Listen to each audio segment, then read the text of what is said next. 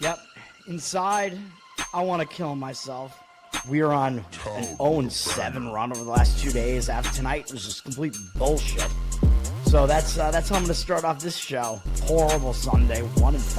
I don't even know what to tell you about that. I just don't want to do this anymore. I have never seen anything like this, man. With the slump continuing, 2 straight losses, not a good day at all. 0-4.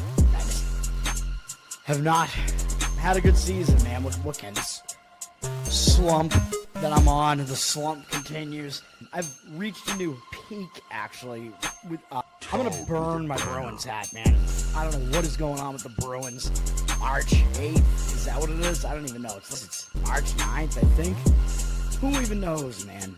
I don't know what day it is anymore. I don't even know what day it is anymore, man. Back with you after the worst day that I could possibly have. Back with you, as I always am. Until I die, at least. 0-2 yesterday, and yesterday did not go well for me. 0-5. The worst month that I've ever had in my 18 years doing this. I don't know what to even tell you about this anymore. Broke the slump yesterday as the slump just continues. The slump continues. Somebody fucking kill me, please. I don't even know what I should do at this point other than potentially end it all. What's up, everybody? It's Toad back with you. Bettor Off Dead, Thursday, September 25th. The streak of winning days continued yesterday, barely, as it was a very strange 1-1-2 day with 2 pushes, which got me irritated, by the way. Doesn't sound like it would be a winning day. Normally it wouldn't, but the way that the prices worked out, it was a very small win somehow. As we did get, the one win was the first one. So I was like, all right, we're off to a nice start here with the under in Milwaukee, San Diego, 3-1 final in that game. That was an easy win. I think it was a win if you went first 5 or full game, didn't matter. Pittsburgh, Cincinnati off to a good start. Looked like it was going to be an under. Both starting pitchers did pretty well. I think it was 2-0. It would have been an under in the first 5 innings. Even under the 3.5, it was 2-0, and then it was 3-1 Pittsburgh into the 8th inning. Looking pretty good, right? Oh, no. What happens? The Reds decide to tie the game with a run in the bottom of the 8th, another run in the bottom of the 9th, and it goes into extra innings, which is where unders go to die. I'm sick of it with the ghost runner on second, but luckily the best possible outcome at that point, which was the push on the 7, which I said if it was 6.5, don't play the game, and you would have lost with the 6.5. Luckily, the 7 was a push, which was the best possible outcome at that point because it was 3-3 going into extra innings, which is an example of why 7 is a key number. I'm just hoping at that point that one of the teams is just going to win by 1 run, and that is what happened. Pittsburgh won 4-3. Man, I mean, that could have easily been a loss just because of the fucking ghost runners in extra innings. Just awful. The Mets was a complete loser, so I don't know what to give you with that. I have nothing to say about that one. That was just Jonah Tong. He sucks. Maybe he's just not even good. I don't even know, man. It's just, that was awful. Matthew Boyd, I don't think pitched too badly in that one. Then we did get a push, yet another push on Dodgers, Arizona. Even the both starting pitchers did do pretty well in that game. They both went somewhat deep into the game too, but it was exactly 4 runs in the first 5 innings. It was a 3-1 game at that point, which I think was, I don't even know. I think the Dodgers were winning the game at that point. Yeah, and I think the Dodgers did wind up still hanging on to a win, but I think the game went into extra innings. So I think the full game, I think, actually went over. So the first 5 innings, that was a good call as far as the under, I would still say, versus the full game at least, even though it was a push. Today's going to be light. I mean, there's not a huge baseball card today. Most of the teams are playing, but I don't love the card or the board at all. We have 2 football games today, 1 college, 1 NFL. Don't love those games, but we'll talk about it. And I will have 1 Major League Baseball play. Jeffrey, what's up, man? Underneath, yeah. You're an unders better? Yeah, it's similar to underdog betting in that the recreational bettors, like the public, they tend to like favorites and overs. So if you're a contrarian like me, which I think more often than not you want to be, just because the number at least has to be a little bit skewed towards where the public is going to be. So typically you're going to be getting value on underdogs and unders because the public doesn't like to play them as much. That's just like a general rule, though obviously I have my fair share of, favorites and overs still. It depends entirely on the situation, whatever. But that's a general rule. I think you do want to lean towards more unders and underdogs. Let's get into it, man. We have no WNBA until tomorrow, where the semifinal series switch venues to the road team. The road team in the series hosting the games tomorrow. Major League Baseball, I think we have about 11 games here today. A lot of afternoon games because some of these series are ending today. A few teams are off today. We still have a lot of playoff races that still need to be determined here. Pittsburgh is at Cincinnati still. So this series continues. The slump continues for Cincinnati. As after sweeping the Cubs, they have not done well in this series. It's been close, but they've lost both games to Pittsburgh, even though Pittsburgh's definitely not as good on the road. Pittsburgh pretty capable at home, but not very good on the road. Actually, pretty crazy that Cincinnati has lost both these games in the series, one of them with Hunter Green pitching, and they still couldn't get it done. But that was because they got kind of unlucky in how that lined up. They had to have Green go up against Skeens. Maybe they should have shifted their pitchers around, but it's been low scoring. It's been close games here. We might get more of the same in this game, but we'll have to see. Both bullpens, I mean, they're both mediocre bullpens, I would say. The usage was a little bit high yesterday for Cincinnati. And for Pittsburgh, it was actually even a bit higher. So Pittsburgh's bullpen not really in great shape here. I might lean towards Cincinnati actually being in slightly better bullpen shape here. They're both really close as far as bullpen ERA. Pittsburgh 13th, Cincinnati 14th. Although there's a little bit of a gap in the number between the two.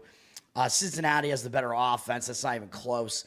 The pitching, Braxton Ashcraft is pitching for Pittsburgh. He was in their bullpen for a while, and they moved him to the starting rotation. He doesn't make these deep starts, but he has been pitching pretty well. 2.62 ERA, 1.19 WHIP. He's better on the road, 2.23 ERA, even though this is a hitter-friendly ballpark. This month, he's made 4 starts, I believe, but they're all kind of shortened. He went 3 and 4 innings in each of them, but he hasn't allowed more than 3 earned runs in any of them. 2 shutout performances, including last time out against the A's, where he didn't even put anybody on base in that outing. No hits, no walks. They took him out in a no-hitter, man, which I don't like that, man. Let him keep pitching. It's a no-hitter, even though it was only for 3 innings, which I actually think I'm pretty sure that Pittsburgh might have actually had a no-hitter in this game combined. Is that right? Did I get that right? No, they didn't. Excuse me. Ashcraft pitched in relief. That was the Bubba Chandler game. That's right. I gave out an under on that game. Never mind. But it was close. But anyway, Ashcraft came in relief in that one. So he will make the start here, but he's probably going to go about 3 to 4 innings again here. That's what you can expect. He does have a 2.62 ERA, 1.19 WHIP on the season, which I think I already said. Against Cincinnati, only 13 at-bats against him, 5 strikeouts, 1 walk, no extra base hits, 231 batting average allowed, 516 OPS. So I do expect Ashcraft to be solid during the time that he's out there. He's going up against Nick Lodolo for Cincinnati, who's had a good season, 3.44 ERA, 1.08 WHIP. He is worse at home, though, 4.36 ERA in this more hitter-friendly ballpark here. He's been a little bit worse recently, too, because he got a blister on his finger back on August 4th in this Cubs game, and he was throwing a no-hitter at that point in the second inning. He got taken out of the game, and since then, he hasn't been good. He's allowed 4 more earned runs in 3 of the 4 starts. Did have a shutout at San Diego for 5 innings, but he's a little bit off right now. He does have a 5.4 ERA this month. Granted, he did face the Cubs again in short succession. His start that he came back from the blister was on the road against the Dodgers, so those are not easy offenses to face. And his other bad start was at the A's, which is a difficult ballpark to pitch in against a pretty good offense. So maybe you cut him a little bit of slack for all that. He is stepping way down in class to face this Pittsburgh offense. 14-3 strikeout walk ratio this month isn't bad. But it seems like the blister must be affecting him, though, because he's just not as good as he was prior to that. So there's something going on there. He does have good numbers against Pittsburgh. 59 at-bats, 23-5 strikeout walk ratio, 220 batting average, 614 OPS allowed. So you really have to determine, is Lodolo going to be back from his blister? And Cincinnati, they have more motivation here. I mean, Pittsburgh, they are trying to win. As you can see here, Pittsburgh's won both games in the series. So it's a divisional series. Pittsburgh, this is one of their last series of the season, so they're showing up for it to try to spoil Cincinnati's season here. They do seemingly want to do that. Cincinnati is trying to hang on in the wild card race. I believe they're one game behind the Mets still in the wild card race. And Arizona, I believe, is still tied with Cincinnati because I think both of them lost. All three of those teams lost yesterday. I'm pretty sure. Oh my God, I can't control my laughter. I was thinking about this meme that I saw that used like the South Park when the two baseball teams or whatever are both trying to lose the game intentionally, and it had like Reds and Mets. Like the teams were labeled the Mets and the Reds. I thought that was pretty funny. Cincinnati up from minus 165 to minus 167 on the money lines. They're a pretty big favorite here. 91% of tickets, but 95% of the cash on them. They are really public, though, so I don't think I would want to do anything with Cincinnati. I mean, that is a pretty high price, in my opinion, for Cincinnati, especially when you don't know what you're going to get out of Lodolo with his blister issues. The money's coming in on the under, and that would still be the way that I would lean in this game. At least I would go first 5 under in this one probably because I don't really trust the bullpens, and they're a little bit used right now. Total down from 8 to 8 juice to the under, 52% tickets on the over, 72% of the cash on the under. Yeah, I mean, if I was going to play this game, it would probably be under first 5 innings because I think Ashcraft will get you most of the way there, and I think he will pitch well. Lodolo, you got to worry about if he's back from his blister. That's the only thing because he should be able to handle Pittsburgh, but the blister is an issue, and he's not as good at home. Parlay with Nats Brewers yesterday. So that won, right? The Brewers, I think, continue to win. The Nats won. I saw they upset Atlanta, I believe. So you won that parlay while you're at Buffalo Wild Wings. Hell yeah. Did you do the Blaze and Wing challenge, man? I've done that multiple times, and it keeps getting hotter. Like, I think they keep introducing new like levels of heat, and then they bump the blazing one like up because it always has to be the hottest. So they're like, fuck, we have to make this hotter. Because like the first time I did it, it was not that hard, and like I've done it more recently, and it's like they're so insane now. And it kind of depends on how much sauce they douse the wings in. It's just crazy though. You get so much like skin contact with the sauce, it gets really bad, man. I remember one time I was with one of my friends. We went to Buffalo Wild Wings. We got some of those wings.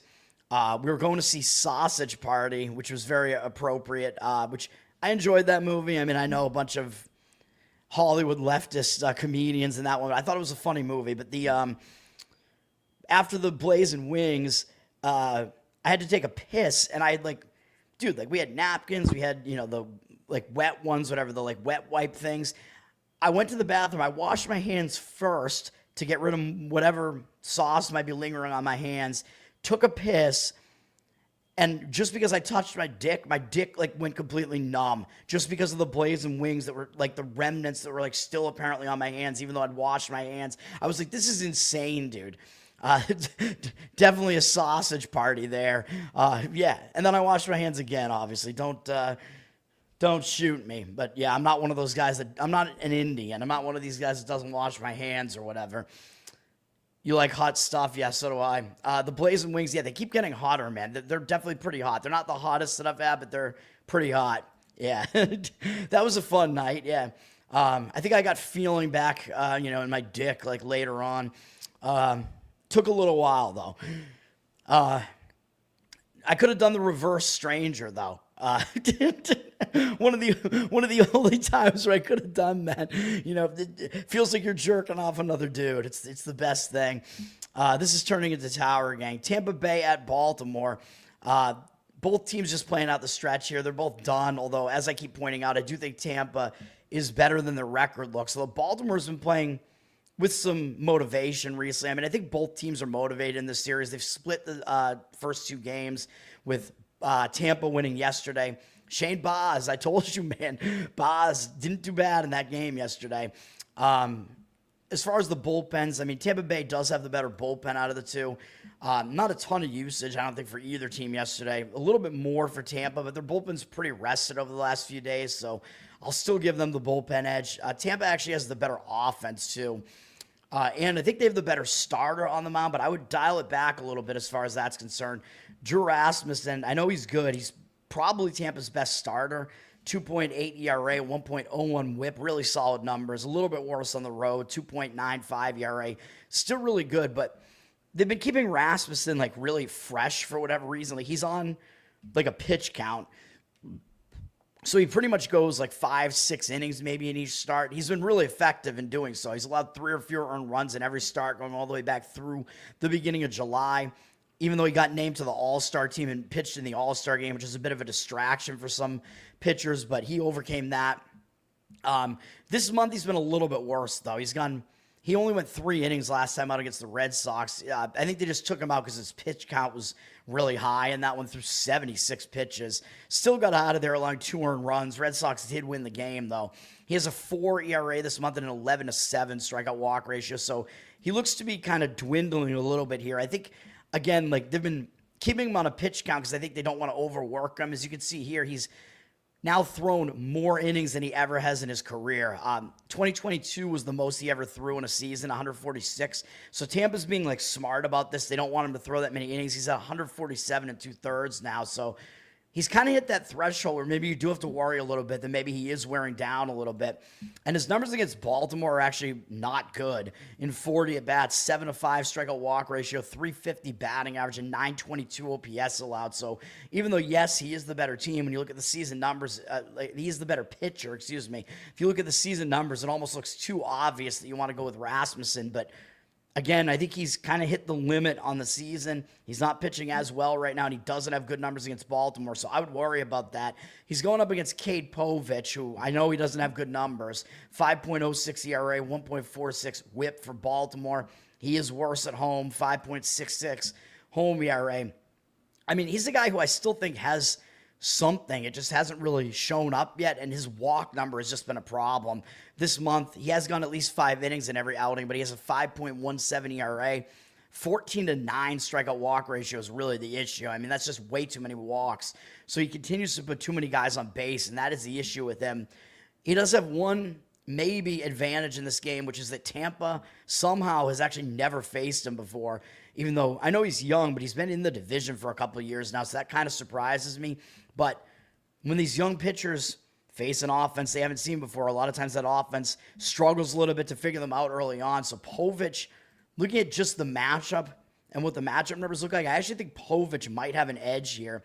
Tampa is extremely public, 87% of tickets and cash. They're down from -130 to -123 on the money line.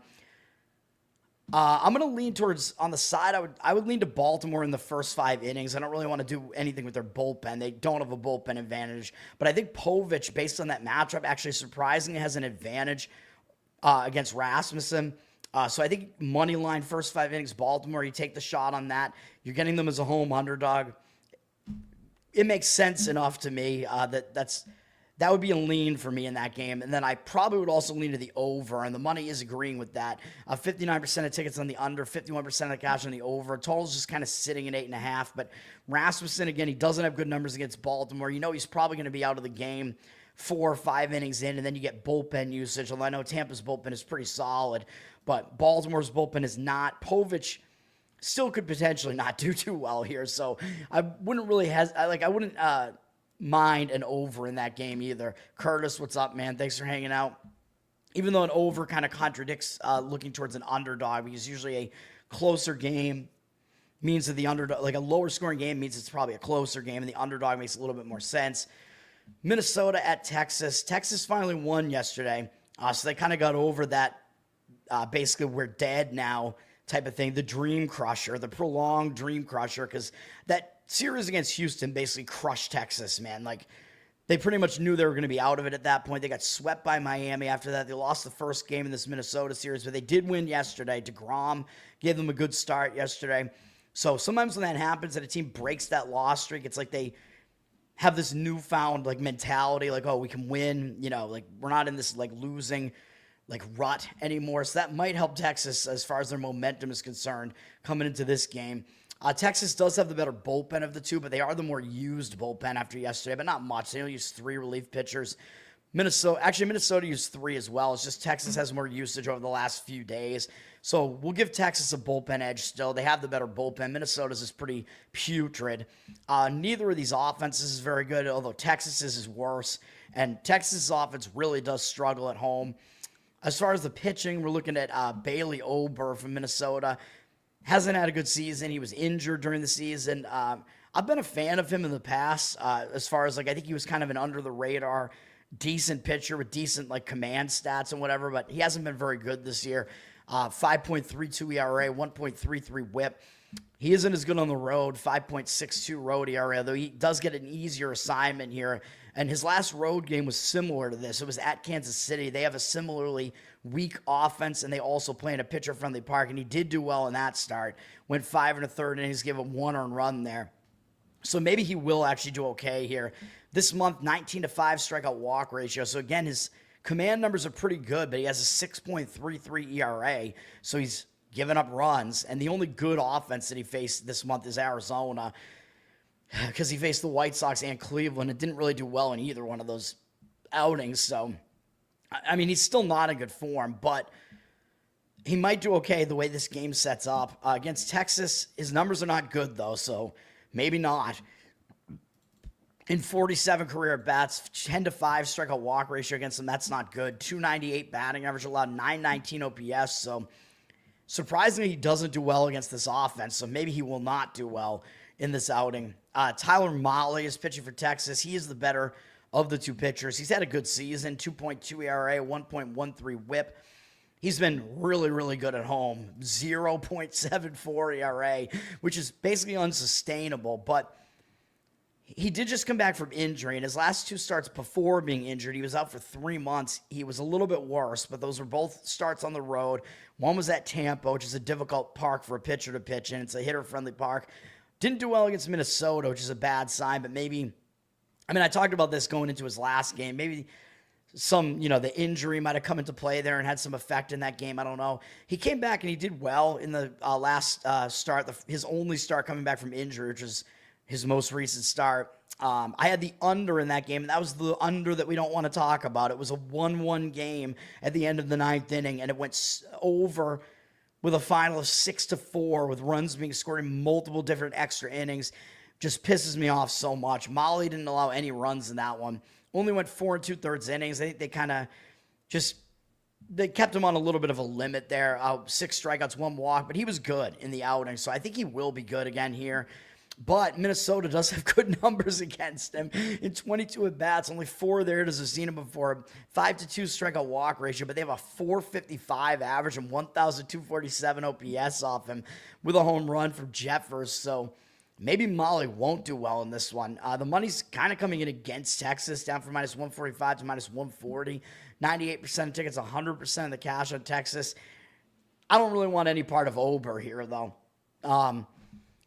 Based on what those matchup numbers look like, I mean, I would actually probably lean with an over here, although I know it's kind of insane to do that in a game in Texas where it seems like it's been the most under-conducive ballpark this season because Texas is bad offensively, especially at home. It's a pitcher-friendly park, and Texas's pitching is really good, and it becomes even better at home, and they allow very few runs at home. I think probably the fewest in baseball.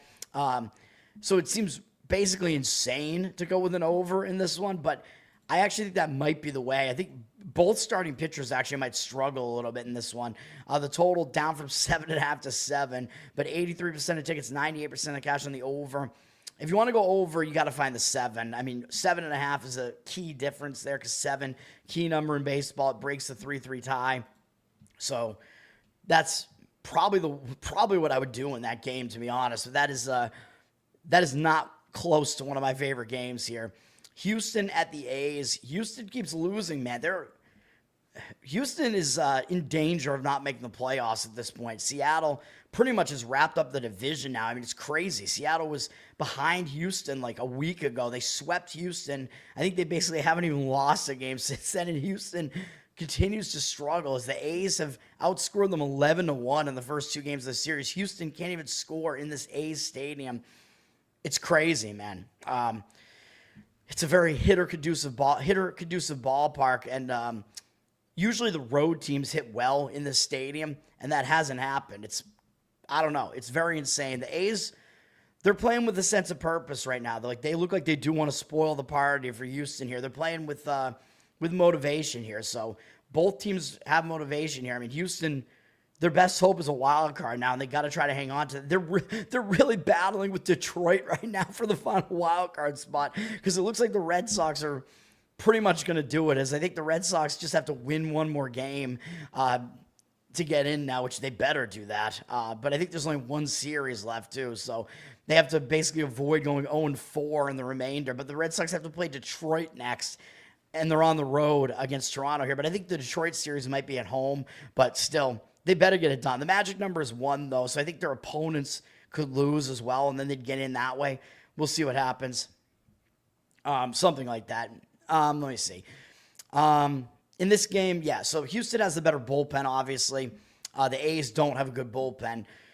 They only used 2 relief pitchers yesterday, though. Houston used 3, so both bullpens in pretty decent shape here. Houston's got the better bullpen.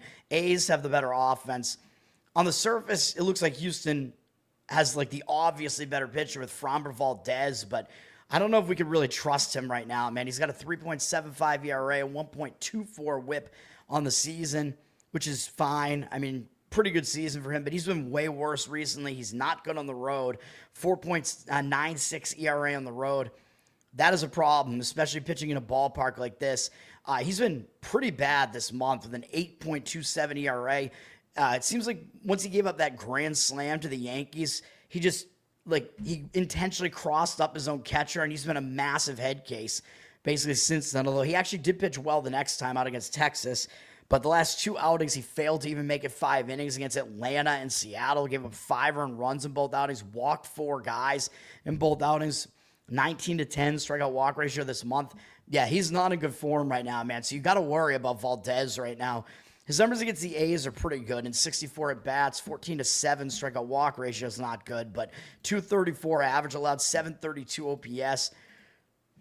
It's difficult to figure out what you think he's going to do in this game, man. I mean, I would have a tendency to lean towards him not doing well because he doesn't do well on the road and he's not in good form. He's going up against JT Ginn for the A's, who hasn't been that great this season. 4.57 ERA, 1.32 whip, but it's mostly because he doesn't do well in this stadium. He's actually been pretty good on the road. 5.98 ERA at home, though. Not good, obviously. He struggles in this stadium, but he has been the better of the 2 pitchers this month, and it's not even really close. The A's have actually won 5 of his last 6 games, and he's allowed 3 or fewer earned runs in all of those outings. This month includes 3 of those outings, 14-5 strikeout walk ratio. He's only allowed 3 earned runs in 15 1/3 innings this month, 1.76 ERA. He is pitching pretty well right now. Although only one of those starts is at home, and that was the one that he didn't make it 5 innings against Cincinnati. He walked 4 guys, but he didn't allow any runs. So kind of a weird outing there. You'd expect if he did bad at home, it would be because he's allowing like home runs or whatever. He has good numbers against Houston. It's a small sample size, 28 at-bats. The only extra base hit is a double from Trammell. 9-1 strikeout walk ratio, 179 average allowed, 421 OPS allowed. So Ginn does actually have the better matchup numbers here. I'd probably slightly lean to the A's again here. I know Houston has the motivation, but I don't love how it sets up. I think if you go with the A's, though, you got to go first 5 innings, though. I just wouldn't recommend having their bullpen. Like, I almost never want to have the A's bullpen be involved in one of my plays. Houston's a minus 112 road favorite here. 80% of tickets, 85% of the cash on them. So the public is on them. Looks like a little bit more of the cash is on. The line hasn't even moved. So seems to me like the books are just staying pat on that one and just accepting that tons of the money is going to come in on Houston. So A's as an underdog in the first 5 innings at home seems like it may be worth looking at in that game. Anna, what's up? Thanks for hanging out. Okay. Dodgers, Arizona. This is an interesting series, man. The teams have split the first 2 games of the series. Arizona is in the wild card hunt. They're, I believe, tied with the Reds, 1 game behind the Mets, and all 3 of them lost yesterday. So the slump continues, I guess, for them, or the situation continues with all 3 of them being in the same position that they were yesterday. Dodgers kind of still fighting to win the division, man. San Diego could potentially still catch them, although it looks pretty likely the Dodgers are going to finish it off and win the division. Both close games. Both these games of the series have been a 5-4 win. Arizona in game 1 and Dodgers in game 2. Both bullpens are pretty bad. Arizona's is the worst of the 2, though, which might come into play in this game. And the usage is a little bit higher on the Dodgers side, but we're going to see in a minute that it probably doesn't matter that much as far as Arizona. Their bullpen usage is going to is going to go higher in this game, as we'll see in a second here. Both teams have good offenses. The Dodgers have the somewhat better offense, but this is at Arizona. It is a hitter-friendly ballpark. The Dodgers do have Yamamoto pitching, Yoshinobu Yamamoto, and he is the better of these two starters here, which I put in quotes for the Arizona side of this. Yamamoto, we know he's good. 2.58 ERA, .99 whip on the season. Really solid season in his second season in the majors. 2.26 ERA on the road, so he's been good on the road. He's been good this month with a .86 ERA, 27-9 strikeout walk ratio. That's only because he inexplicably walked 6 guys in his last outing against San Francisco and one hit them through 5 1/3 innings. I don't know what that was. He did throw over 100 pitches, but he's done that twice in his last 3 starts. Maybe they're overworking him a little bit, but he's thrown over 100 pitches multiple times this year, and it hasn't really affected him. So I think he should do pretty well in this game, but he is facing a good offense here. He did well last time out against Arizona, but that doesn't mean they just saw him. But he went 7 innings, had 10 strikeouts, no walks, 1 earned run allowed, 4 hits. That was at LA when he did that not too long ago. His numbers are good against Arizona, though, anyway. In 68 at-bats, they just don't do well against him. 21-5 strikeout walk ratio, 191 batting average allowed, 541 OPS. So I would expect Yamamoto to still do well in this game. And he's going up against my man, Jalen Beeks, who was on the Red Sox for about 2 days, like 2 games before they traded him to Tampa Bay. I saw, you guys know the lore if you've seen my show enough. I saw Beeks' Major League debut in person with the Boston Red Sox. He started a game for the Red Sox. I don't even remember who the opponent was. He was awful in the game, but I was at his Major League debut. His parents were in town for it. I was with one of my friends who was in town to try a bunch of local breweries. One of my friends came up from Houston, although he does root for the Red Sox and the Astros. So we went to the game, got some drinks, did like a brewery crawl the next day, and we wound up back in Boston, in the middle of Boston the next day. That night, did some karaoke at one of my Irish pubs, the one that I mentioned, by the way, on Ben, Emo Ancap. I was on his show last night, Shut the Punk Up, so you guys can check that out. I mentioned this bar last night, the Wild Rover in Boston, in Faneuil Hall. So I went with my friend, met up with another friend / former coworker, and I think maybe another, I forget, maybe it was just the 3 of us. We did karaoke. And Jalen Beeks' parents, who were still in town for his Major League debut, he wasn't there, but his parents were there. And they're like karaoke fiends. And we didn't, like, I didn't know who they were, obviously. Like, I'm not gonna recognize Beeks' parents when it was his Major League debut. I barely recognize him. But they told us that that's who they were. They were up from Arkansas, which is where he's from. Like, all right, sweet. So like, I'm like, all right, let's like sit with us, guys. Come on. So we sat with Beeks' parents. I got to see their karaoke skills. They're actually pretty good. His mom, she loves karaoke. She's good, man.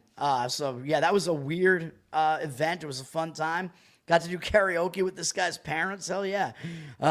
Beeks on the season has a 3.67 ERA, 1.08 whip. So he has been good on the season, but he's been a relief pitcher this whole time, which is kind of where he has found his groove. I mean, he's been a relief pitcher for a long time now. That's been what he's done in the majors after he didn't do as well as a starter, but he's been really bad at home. 6.07 ERA. That's an extreme home road split. He has a 1.01 ERA in the road. He's been awful in this stadium.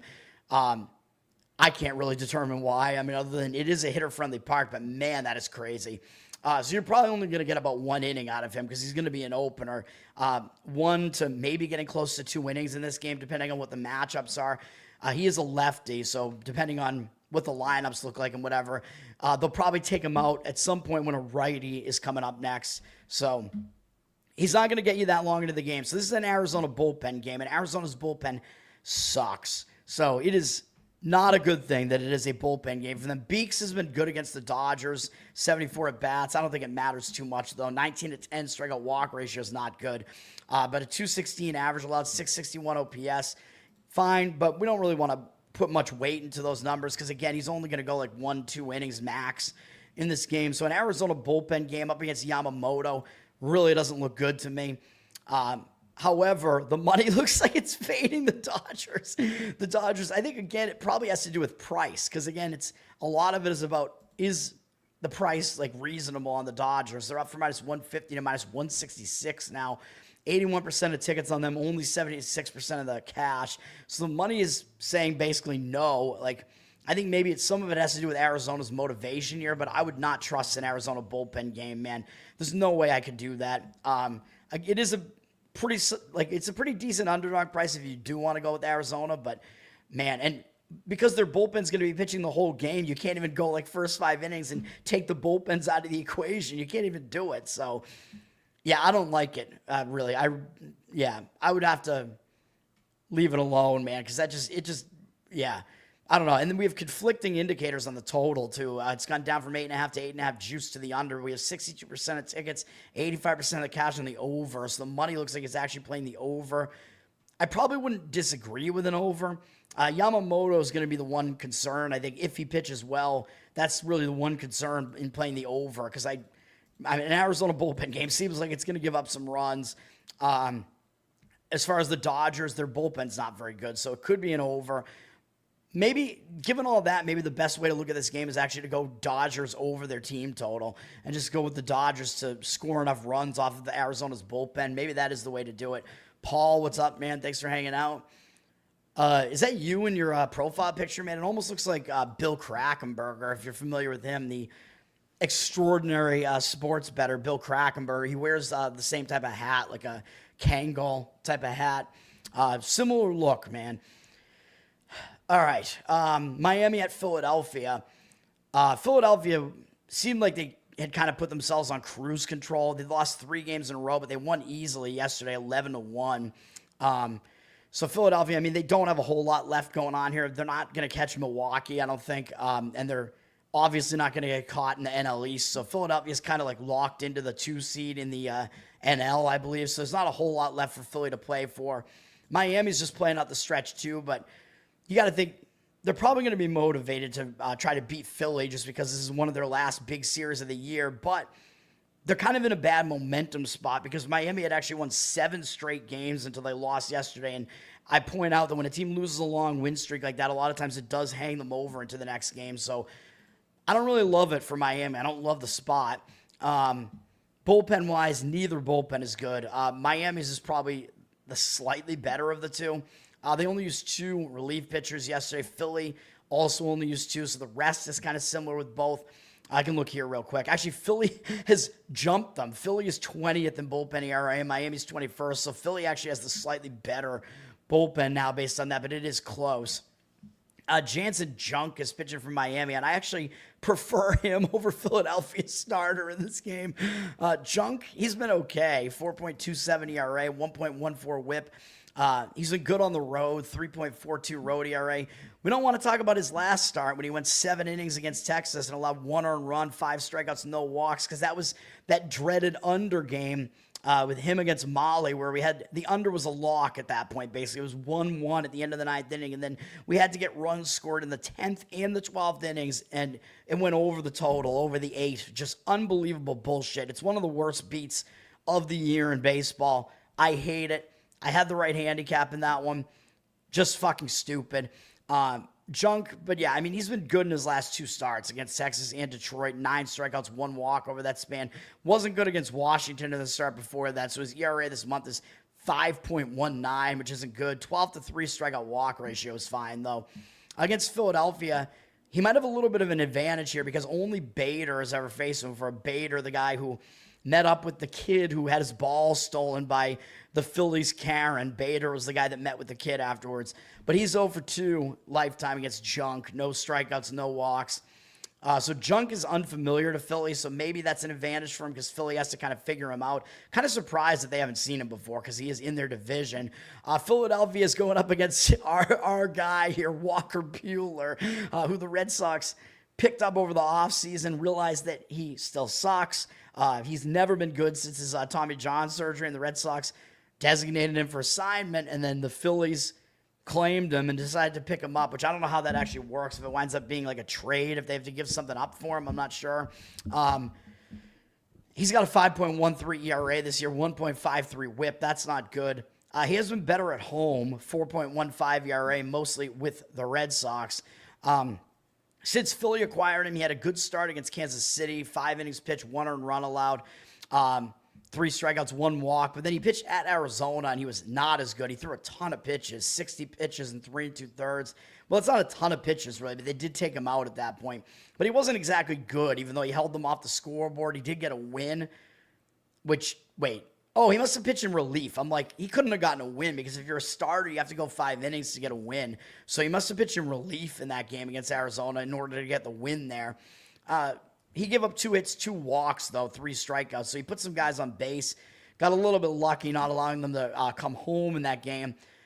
Miami actually has basically never faced him before. Ryan Weathers is the only guy who's faced him before, and he's a pitcher who pitched yesterday. So nobody in Miami's lineup has faced Buehler before. Weathers 0 for 3 with a strikeout, man. Buehler dominant against these pitchers.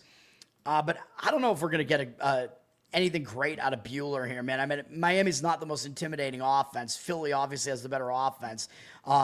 Philly's down from -160 to -155.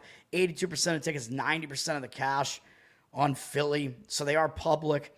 I wouldn't want to put my money on it with Walker Buehler and with that price and with Philly really not having much need to win this game. I don't like it. Looks like some of the money's coming in on the over, joining the public. 90% of tickets, 95% of cash on the over. I mean, if you want to look that way, maybe have at it. I mean, I don't necessarily trust either starter. I think Junk is actually probably better than Buehler. So maybe a slight lean to Miami in the first 5 innings. I guess might be a lean there as well on like the run line or whatever. Jordan, what's up, man?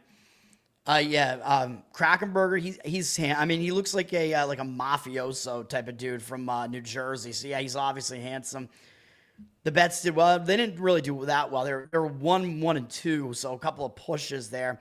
Wasn't a great day. It was a slight win though, even though usually when you go 1-1-2, it's not going to be a win.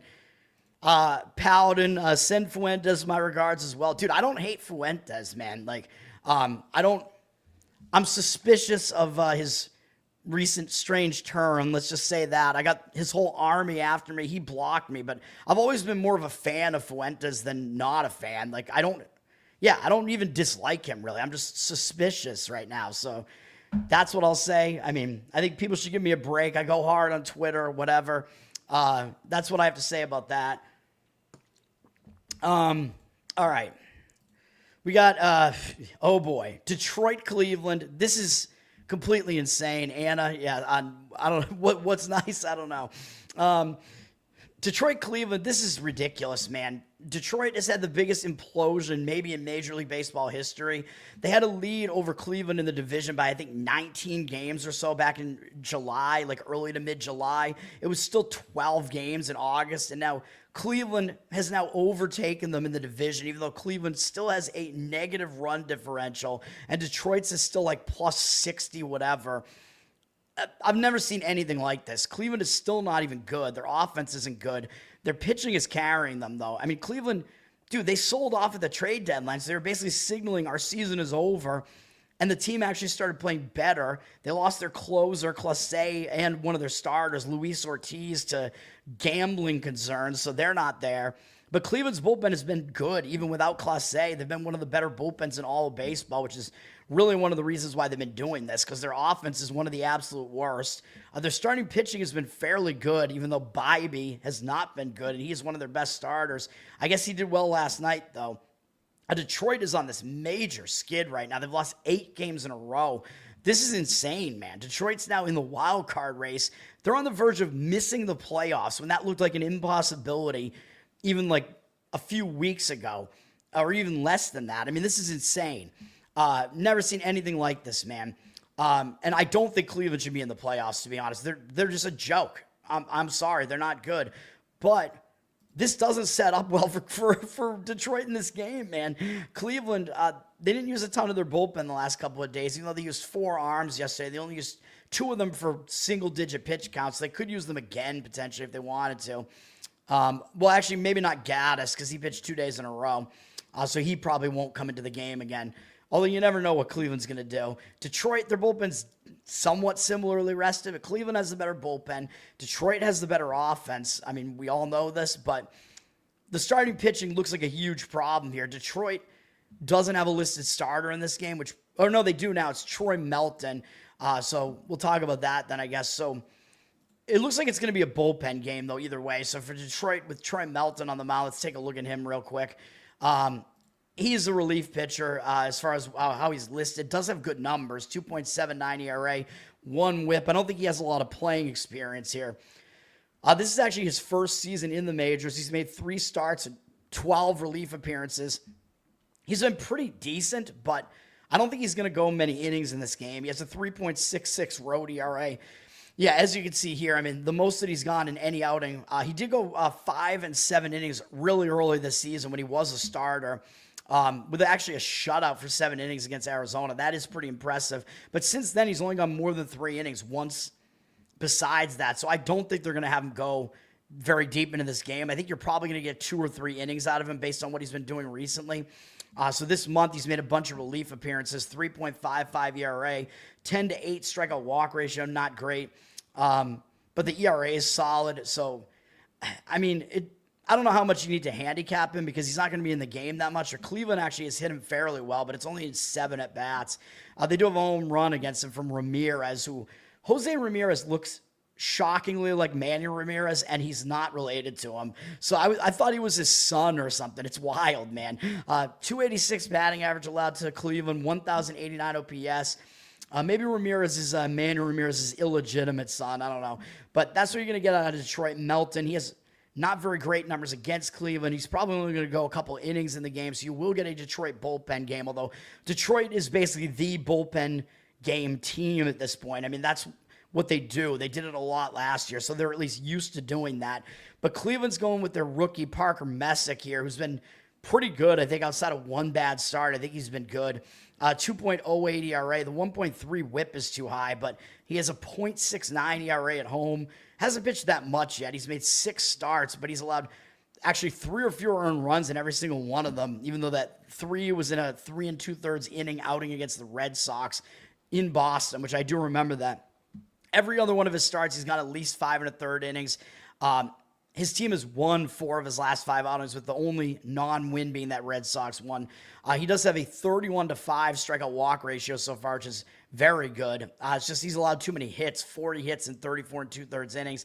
He's pretty good, though, man. And Detroit has not seen him yet, so he has an extra edge. Good, talented rookie like this, pitching against an offense that hasn't seen him before. You know the drill at this point if you watch me.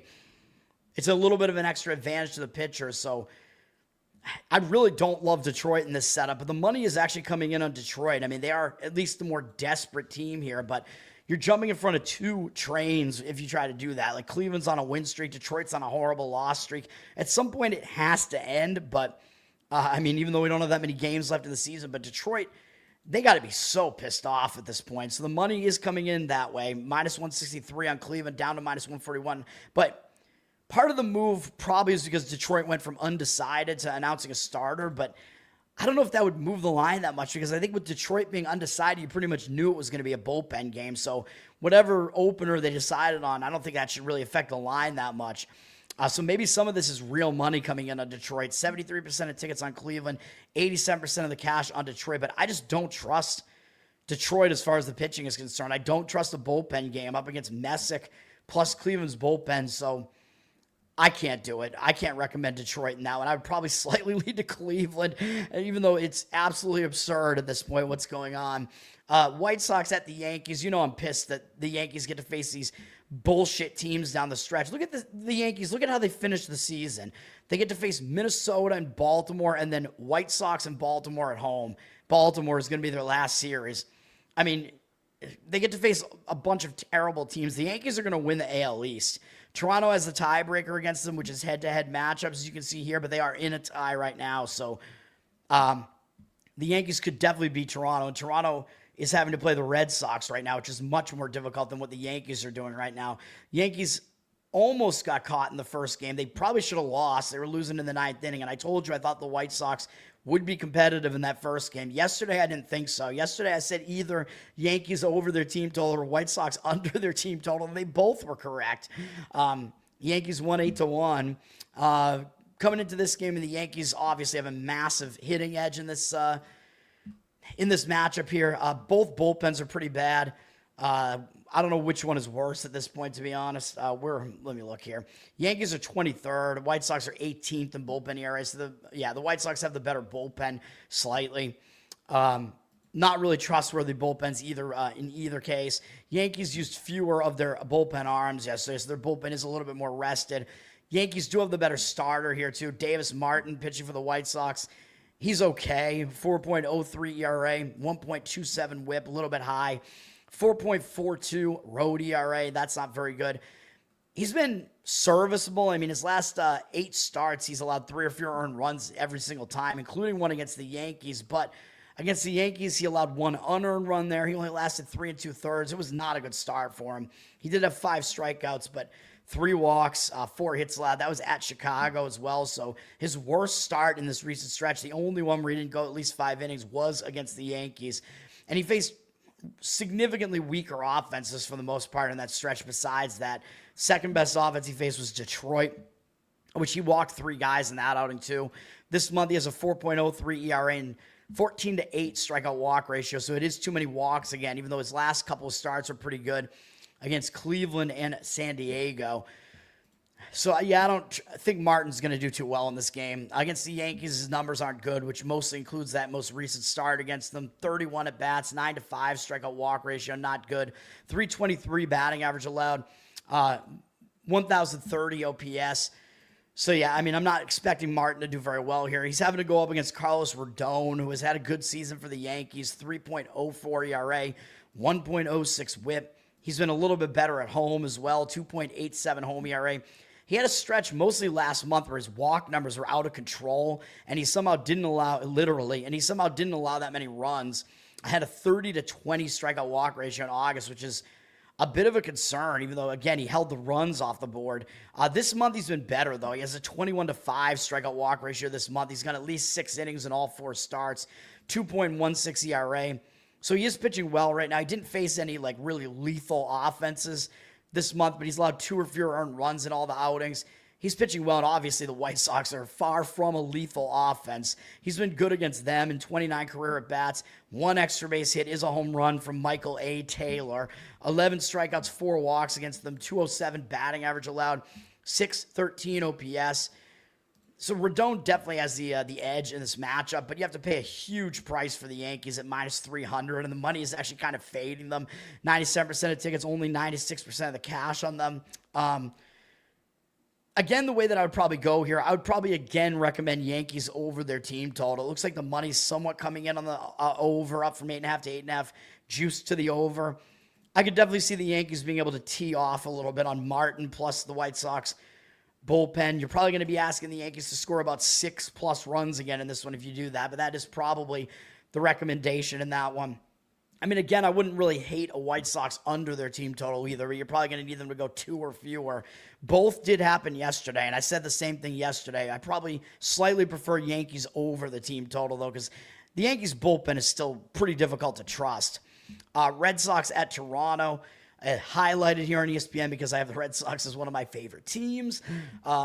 Toronto has lost whatever this is, 6 of their last 7 games. They're sliding, man. It looked like they were going to have the division wrapped up, and not so much. I told you more than a few weeks ago, I think I saw the Yankees at +280 to win the division. I thought that was a decent look, and it looks like it might happen, and I don't want it to happen. But I do still think the Yankees are probably the best team in this division. Red Sox have the better bullpen out of all 3 of these teams. Red Sox, Yankees, Toronto. But Toronto has the better offense, especially with the Red Sox having some offensive injuries here.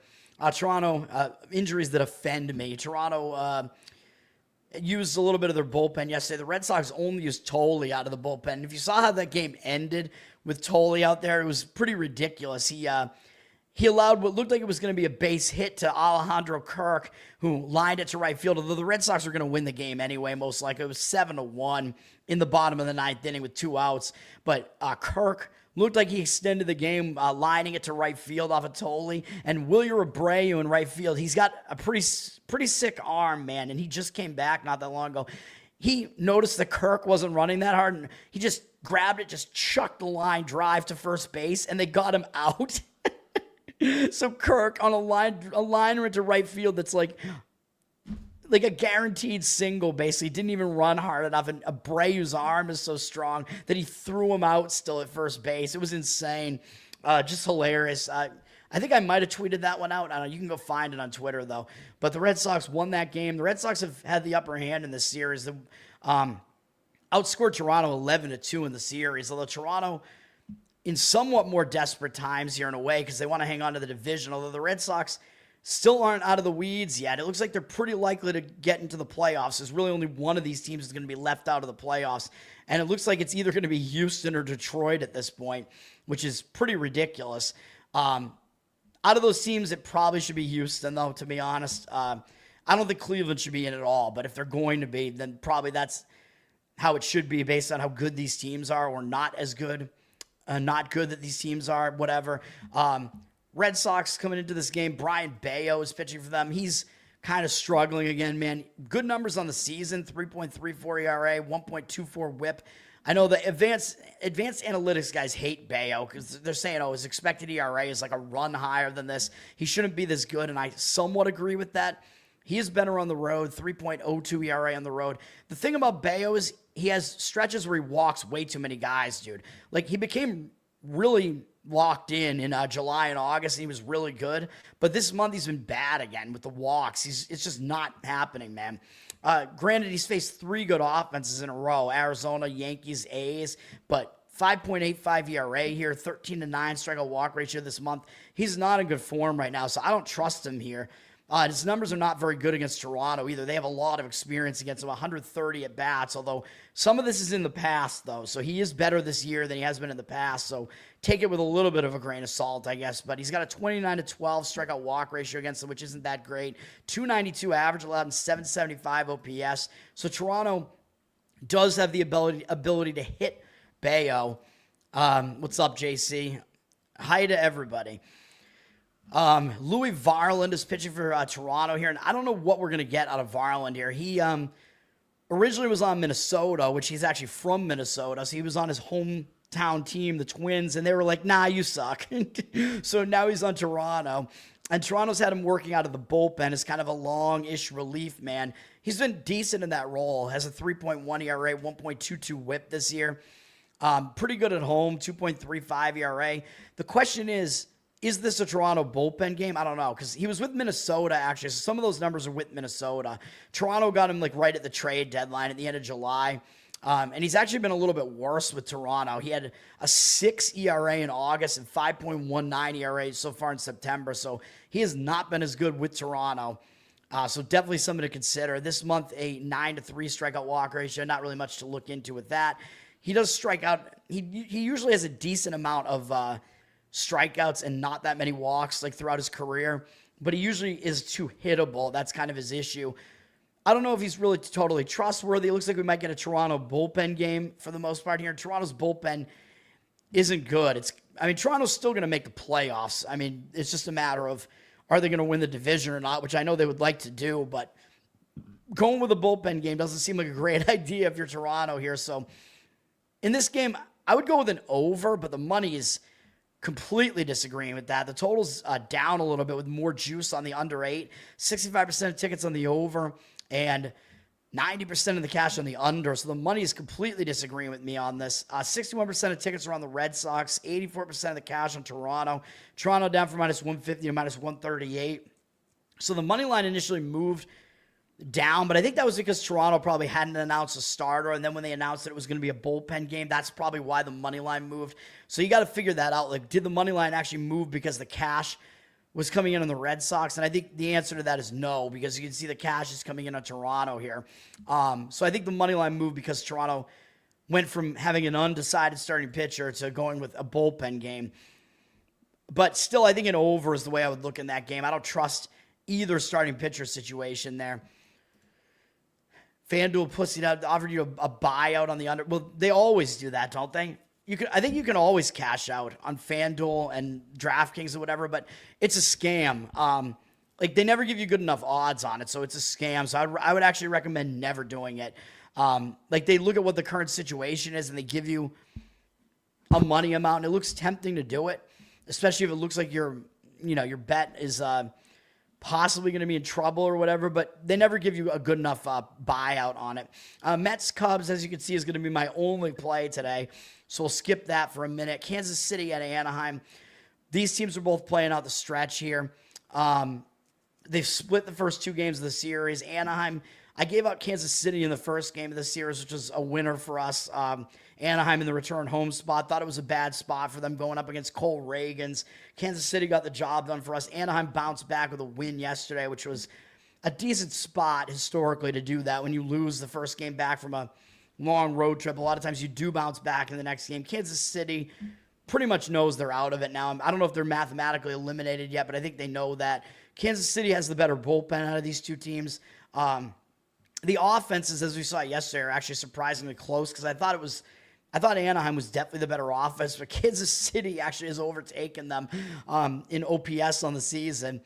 Interesting. Michael Lorenzen is pitching for Kansas City here. He's been mediocre this season, 4.7 ERA, 1.35 whip. He has not been good on the road, 5.75 road ERA. This month, 5.09 ERA, not very good. 18-6 strikeout walk ratio is okay.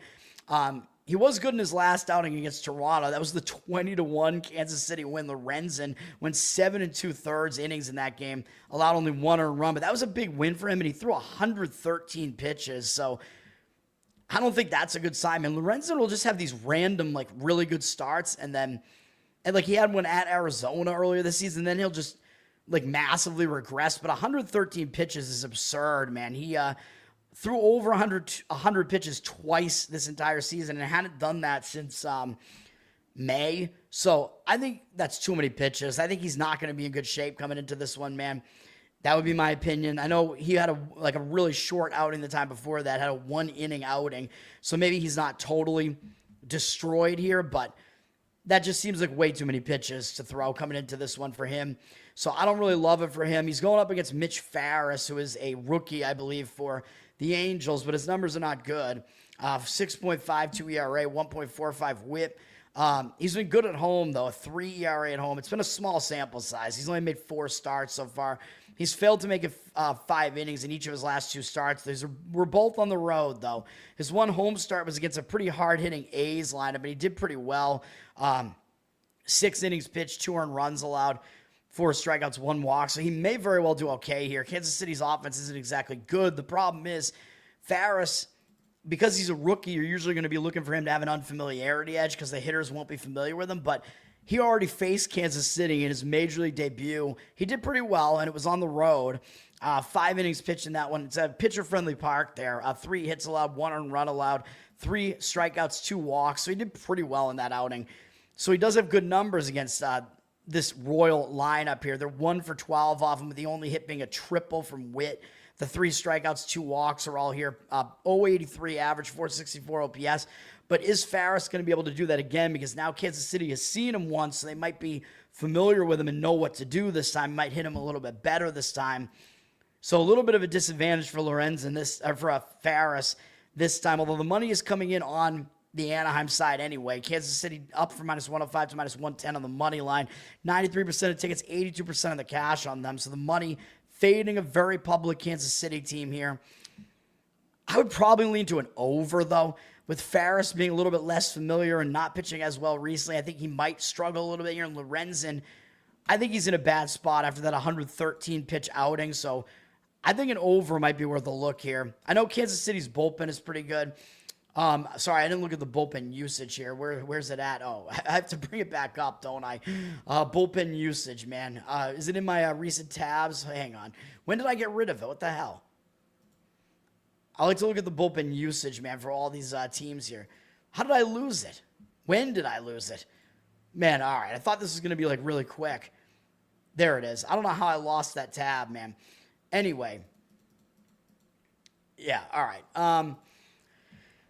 So, yeah, looking at Anaheim here real quick. I'm just going to look at the bullpen usage real quick. I did this earlier today, but, yeah, they used 4 relief pitchers. Kansas City only used 1. So Kansas City does have a bullpen advantage here, but Anaheim's bullpen is so bad. If the starting pitching starts unraveling, it can kind of domino into the bullpens anyway. So probably will lean to an over. It's really public, though. 93% of tickets, but 97% of the cash as well. It's just kind of sitting at 9, juice to the over. I wouldn't want to go over 9.5, though. 9 is a key number. So that's the way that I would look there. Jordan, what's up, man? Thanks for coming back. Nate, good to see you again, man. Tower Gang NPC, what's up, man? Thanks for hanging out, everybody. We'll get to the best bet in a second here, and then we'll talk about football, which I know everybody wants, even though there are only a couple of games here. One is the NFL. Colorado at Seattle. This game is just, come on, man. I mean, Seattle, they've pretty much locked up the AL West now, which is crazy. So I think they might not really care about this game that much. They've won 6 games in a row. They've won both games in this series. Struggled a little bit in the first game back home, and then won easily yesterday. But we don't know who Seattle's starter is going to be yet in this game, so it makes it difficult to handicap this one. Seattle has the better offense and the better bullpen here. As far as the bullpen usage, Colorado used 2 relief pitchers. So did Seattle yesterday. Seattle's definitely got the bullpen edge here. Don't know what they're going to do with a starting pitcher here, though. Bradley Blaylock is going to be pitching for the Rockies. He's a young dude. It might be his major league, his first. No, it's not his first season. He pitched a little bit with both Milwaukee and Colorado last year and wasn't particularly good. This year, he also hasn't been good. 9.16 ERA, 1.82 whip.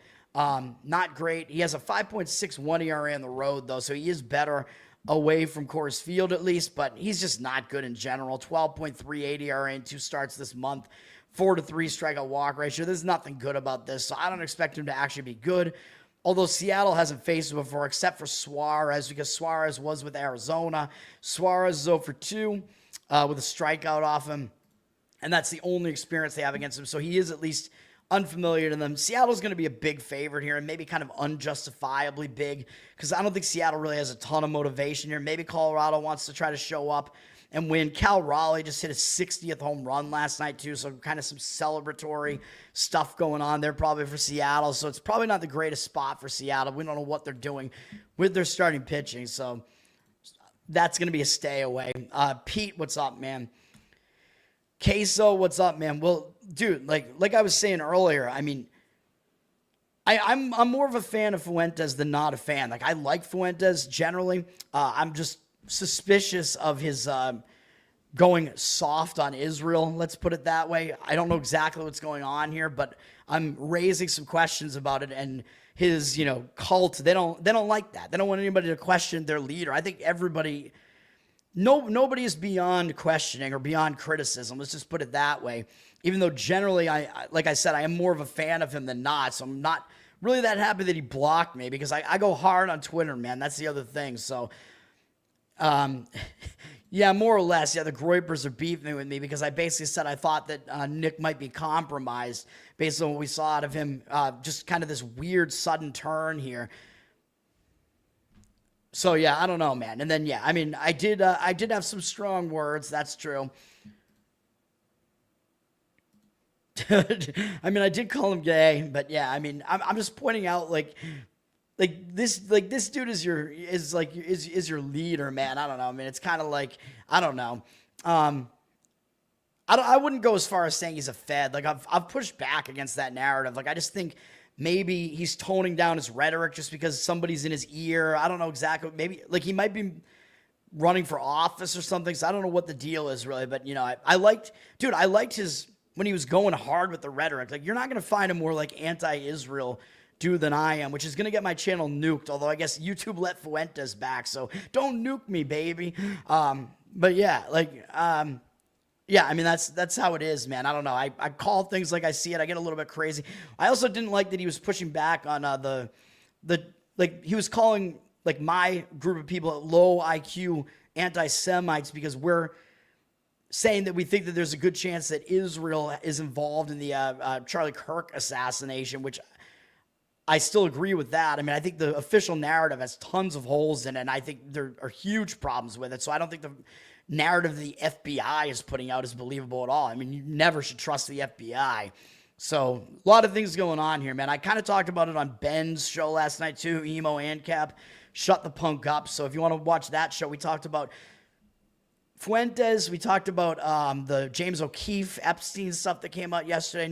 James O'Keefe is not in the Epstein files. He did like a Project Veritas thing where he had some undercover person get some details to come out about Epstein. So that was interesting. And then we also talked about football because Ben is a Giants fan and I am a Jackson Dart fan. So we talked about that yesterday as well. Well, yeah, we know, dude, it's basically like just knowledge at this point that Israel's been behind, like, yeah, tons of different assassinations. I have the book. I haven't read it yet. I just bought the book that like catalogs all of like Mossad's assassinations. Well, not even all of them, but like the ones that have more like documentation behind them. At least it's a thick book. It's like 800 pages. Mossad, it seems like they're pretty assassination heavy, let's say. So I do have that book. I forget what the name of it is, but I tweeted it out. It's a New York Times bestseller as well. Not that I trust the New York Times. Anyway, that was the breakdown. I always forget to put my my graphic up there for it. Let's go to the best bets here, which is only going to be one. It's a Thursday. I don't love the board here, so I've only got one, and we're doing what we did yesterday. It's going to be the Mets. We're going right back with it, man. The Mets. They're my abusive gay boyfriend right now or something. The Mets, minus 108 on the money line this time. When I first looked at this game, I was thinking this is like, sure, this is going to be an under. Like, that was what I was going to do. I was looking at this. It's Nolan McLean against Shota Imanaga. I'm like, these are both under guys here. These are both starters that you want to be on. I'm like, all right, let's do this. So I thought my one play that it was going to be an under in this game. And then I dug into it and I'm like, nah. So the Mets have more motivation here. They're trying to get this last wild card spot, man. And right now they are barely hanging on to it. All the teams lost yesterday. So the Mets got a little bit lucky. The Reds and Arizona both lost. So the Mets are still, I believe, one game ahead of both of those teams. Mets are just hanging on here, man. Now, I pointed out yesterday the Mets had been the better of the teams recently. The Cubs looked like they basically were just kind of playing out the stretch at this point because the Cubs, they don't have a sense of urgency like the Mets do here, man. Even though I know the Cubs won yesterday. Cubs, they're kind of playing out the stretch here, man, because they're basically locked into the top wild card. Like, they're not going to catch the Brewers. They're most likely going to be the 4th seed in the National League. I don't know if it's totally guaranteed, but it pretty much looks that way. So I think that's where we're going to have the Cubs this year. So the Mets have a lot more to play for right now because they could still miss the playoffs. So we have that going on.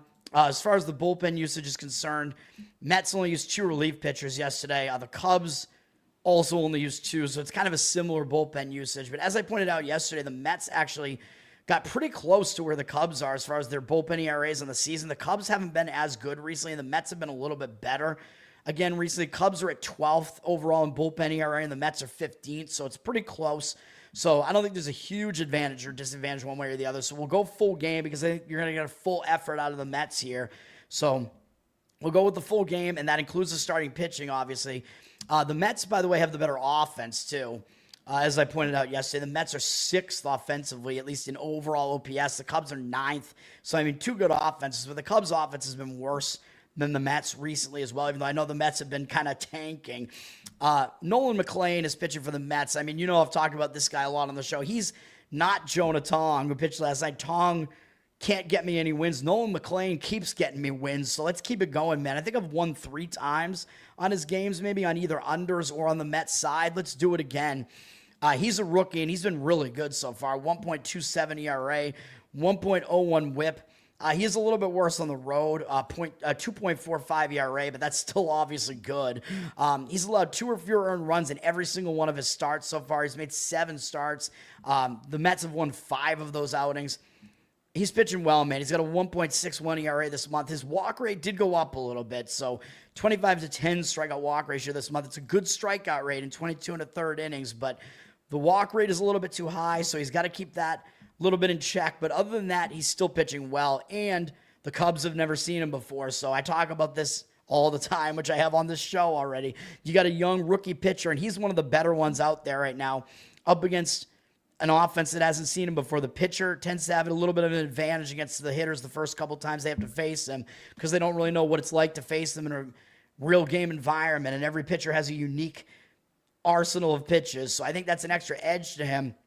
So I was going to go under here. I look at Shota Imanaga. I mean, we know how good he is. 3.37 ERA, 0.96 whip for the Cubs. Below 1 whip is basically elite. He is a little bit better at home, too, 3.29 ERA. But he hasn't been that good this month. He's been struggling a little bit. 4.91 ERA this month. 19-3 strikeout walk ratio is still good, but he's had some issues. He's allowed 8 home runs this month after allowing 5 last month. So the home run ball has been a bit of an issue for him, man. He's been really good otherwise. He's not that hittable.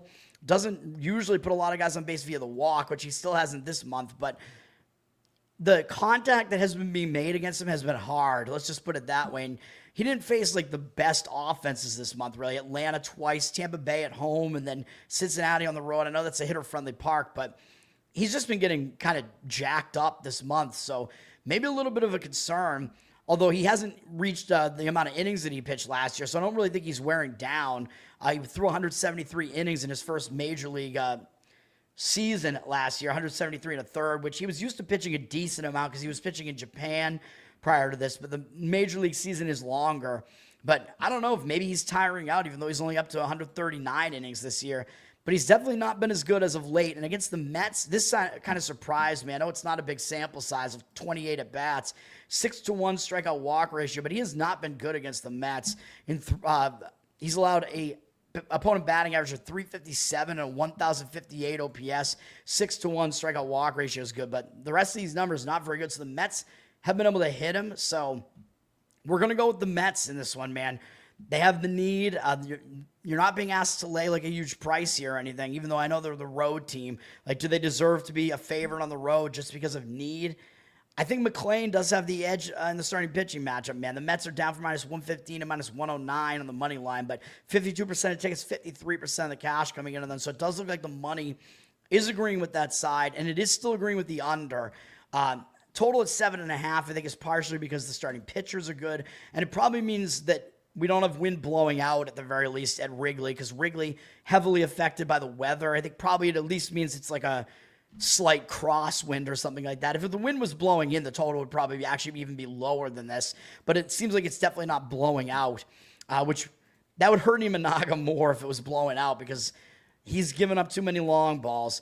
Larry long balls. Dude, that's what we should, whoever the pitcher is who maybe if you have a pitcher whose name is Larry and he gives up a ton of home runs, you call him Larry long balls. That's Curb Your Enthusiasm reference when Larry finds out that he has long balls and then he starts like, I don't know, like hawking this new like underwear that's supposed to be underwear for men with long balls. I love that show, man. Anyway, 77% tickets on the over, 55% of the cash on the over. So the money is coming in towards the under here. And I don't really disagree with it, but I just think that the Mets side is preferable to me than the under. So that's what I'm doing. That's what we're going to go with it. You're rooting for the Mets there. What is the book called? I'd have to hold on. I can tell you right now. This is the book about Mossad's assassinations. I'm going to tell you right now. It is Rise and Kill First is the name of it. Yeah, I mean, hopefully we can get it with the Mets here. Queso. Yeah, I do like McLean in this one. Yeah. Yeah, Tong. Yeah, well, dude, he keeps costing me money, so yeah, let's support him, man. He's gonna, dude. I mean, his windup is so violent, like Tin Lincecum's. Like, I think, like I thought he was gonna be good, like Lincecum for a little while, and then eventually like throw his back out and have a short career. But I don't know what's gonna happen to him now. Football, yeah. Well, we're gonna get to football now. We only have 2 games today. They're somewhat interesting, though, I would say. So college football, we have Army at East Carolina. So we get a conference matchup here, which I believe is the American Athletic Conference. Is that what this is? This is on ESPN tonight at 7:30 Eastern. Some interesting things going on in this matchup. But looking at the money here, at what the market is doing, we got East Carolina up from 3.5 to 4. The number did actually go to 5. And then I think some of the money came back against it. So I think we have conflicting opinions between professionals. And I've actually heard conflicting opinions. Like I heard that there was actually professional money coming in initially on East Carolina. Don't know if it was intended to be a setup. I don't think so because the number was already 3.5. So if professionals like Army, like what are they going to try to do? Drive it up to 5, which is just, kind of a dead number. It doesn't totally make sense. So I think what happened is there were some real opinions on East Carolina that drove it up to 4 or drove it up to 5. Then I think some other real opinions came in and grabbed the higher number, 4.5, 5, driving it back down. So I kind of think that's what happened, even though I guess that means some of those guys were waiting for a 4.5, I guess. So maybe I guess it could potentially have been a setup, but the way I read it is that professionals on both sides of this, conflicting opinions. So, and I could see the argument for both sides too, which I'll talk about in a second. We have 56% of tickets on Army, though, 63% of the cash on East Carolina. So cash is coming in on East Carolina. I don't really have an opinion on the total at all. The total is a bit high, which seems maybe a little bit too high for an Army game, but so I think Army is not in a particularly good spot. They just played 2 big games. They played at Kansas State, got the win. I think they did have a bye in here as well. So after Kansas State, they had a bye. Then they faced North Texas, and they had a crazy overtime game against an undefeated North Texas team, which is a solid team, man. North Texas is good, and that was a big-time game, went to overtime. That was also a conference game, although this also is. But you're coming off that big overtime game, man. You could maybe be a little bit hungover, especially on a short turnaround time like this. So there are definitely reasons to look towards East Carolina here. Although I'm going to talk about why I would hesitate with that in a second. So the money being on East Carolina, it seems like, it's a spot play if you like East Carolina. Army coming off that grueling game, short turnaround time. And the short turnaround time, it tends to get even worse when you have to go on the road because you're not as used to doing that. Well, I know these are conference teams, so it's not like a totally unfamiliar thing for Army to do, but they don't play at East Carolina that often. I think it's every other year they do that, so these guys aren't totally used to it. The home team does have a bit of an advantage, short prep time, right? But the short prep time may actually help Army slightly as well because Army runs the triple option, and that's hard to prepare for.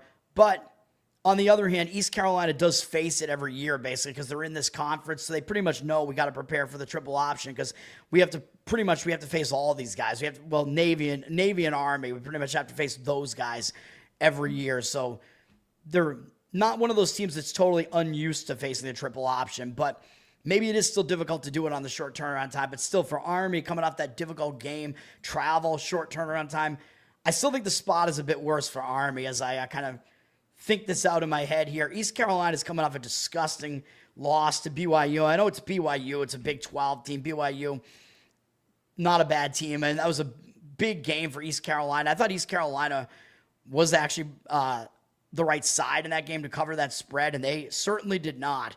But I think because they got blown out and they're staying at home, it does kind of set up a little bit more easily for them. But because they were probably focused on that game and they had a big game there, they might not have prepared for facing Army as much here. So we'll see what happens here, man. And they don't play Navy this year.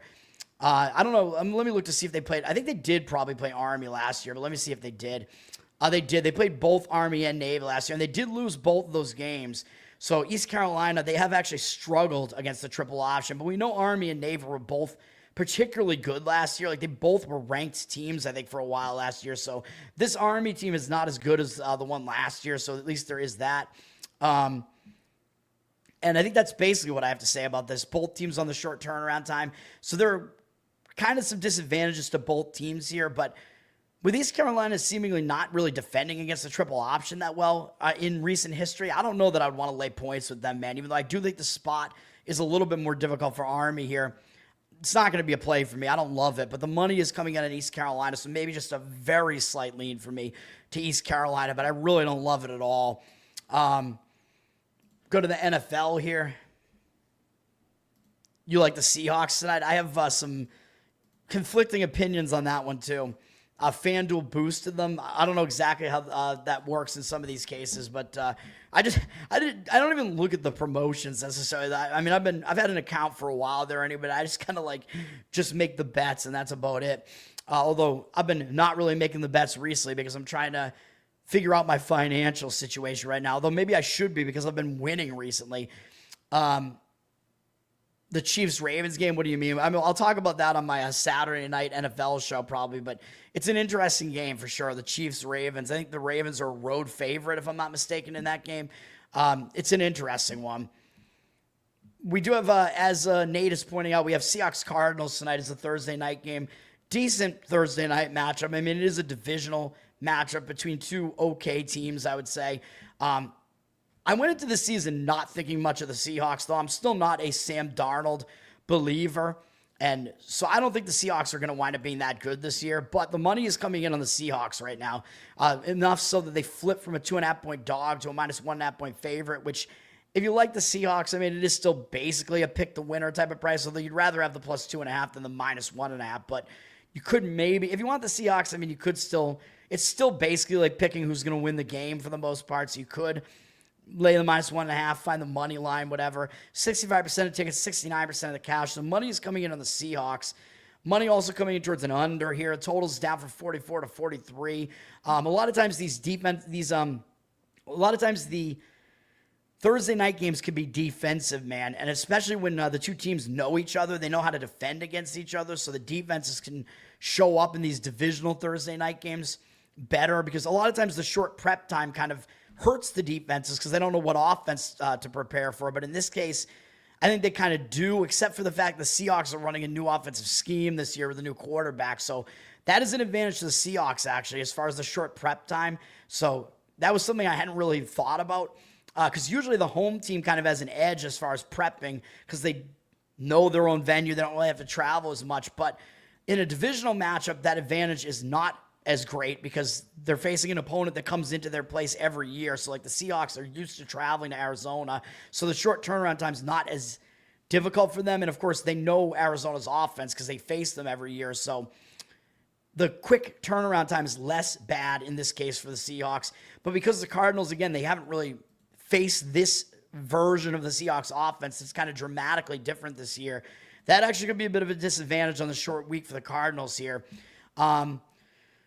Seattle also, so there are some reasons to like Seattle here, and also the fact that Arizona's coming off another big divisional game where they almost beat the San Francisco 49ers, and Arizona had a chance to win that game at the end at San Francisco, and they blew it at the end. San Francisco, they're a mess right now. They have a ton of injuries. They had Mac Jones at quarterback for the second straight game, and that one in San Francisco still somehow 3-0.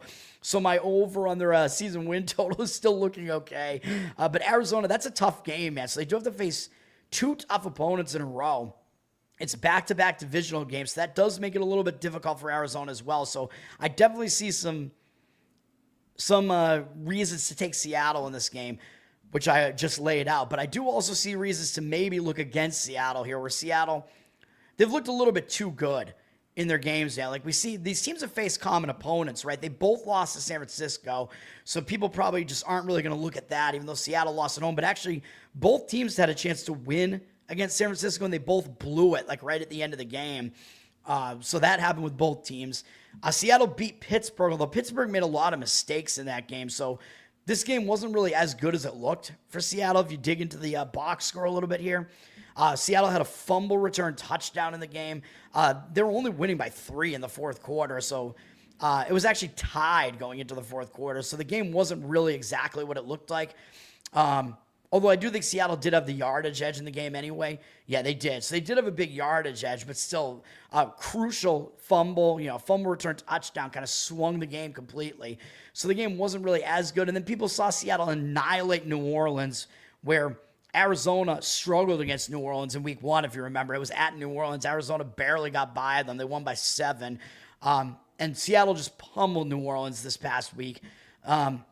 So I think that's the reason why the public is going to be on Seattle for the most part, because their wins have been better looking. They've been more impressive looking. And this game was closer statistically. Like the yardage battle wasn't a huge difference. Seattle won it by a little bit. New Orleans actually won the possession battle, and the turnovers were the same, and the first downs were almost the same. So I actually don't even know how Seattle won the game by a blowout score like that. So it must have been, do they have defensive and special teams touchdowns again? I don't know, they must have, because these wins look more impressive than they actually were for Seattle.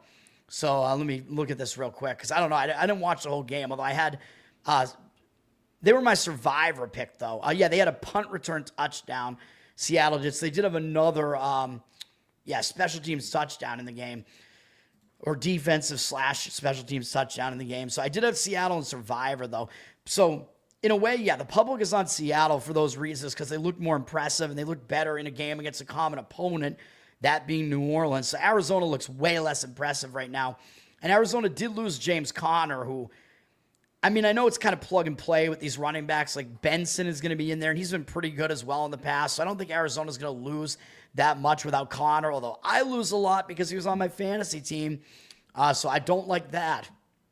But, yeah, I mean, again, I see conflicting opinions here because I heard some professional bettors talking about, like, the reason why Seattle is public.